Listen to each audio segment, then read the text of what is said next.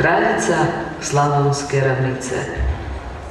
Jedna djevojčica u sobi bez stropa kleči i moli na odvaljenom betonu, među raskidanim igračkama, ciglom i šutom. Netko je u susjednoj sobi čizmom zdrobio lutku.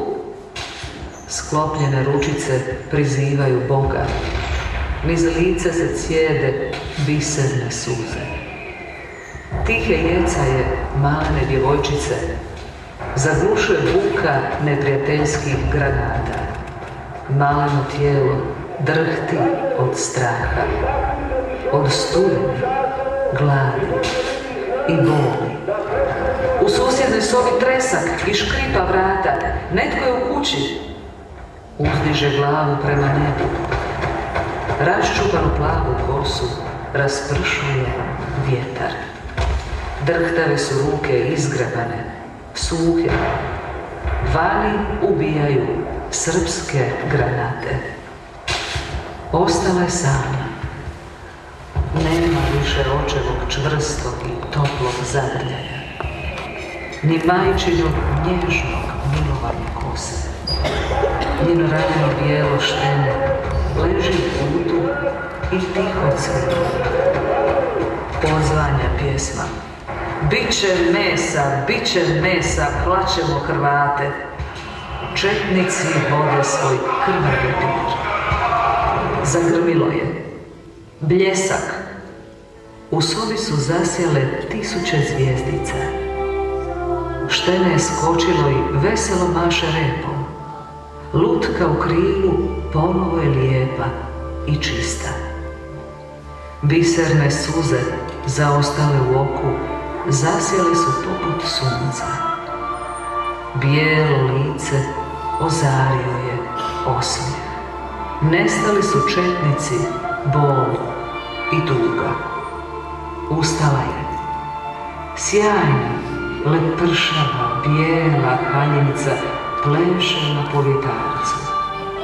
Uzima najdražu lutku, doziva razigrane štene. Ispred nje 1000 djece zovu je u svjetlost. Hoda preko porušenog zida, betona i mina. Preko prljavih, smrdljivih, bradatih nakaza.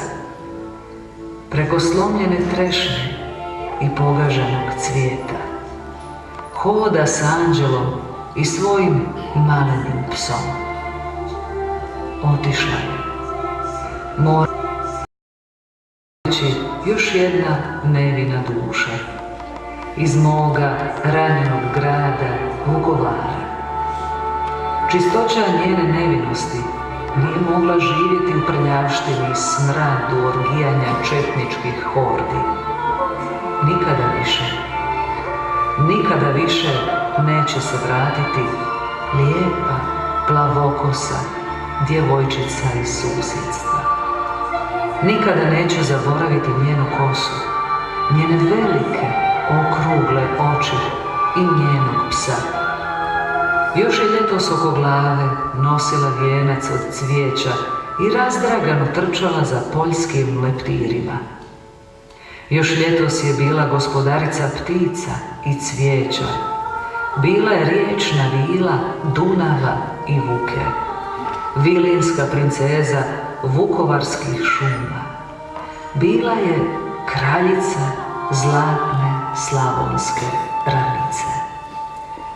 Zgrčeno tijelo malene djevojčice lako se hladi. Njena nevina, raščupana, plava kosa zalivena je krvlju.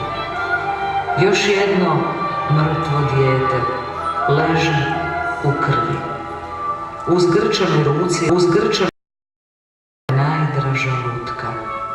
Pored nje leži njen mrtav pas. Tijekom vukovarske ratne kalvarije ubijeno je 86 djece, od čega je 54 djece bilo mlađe od 10 godina. Najmlađa žrtva imala je tek 6 mjeseci.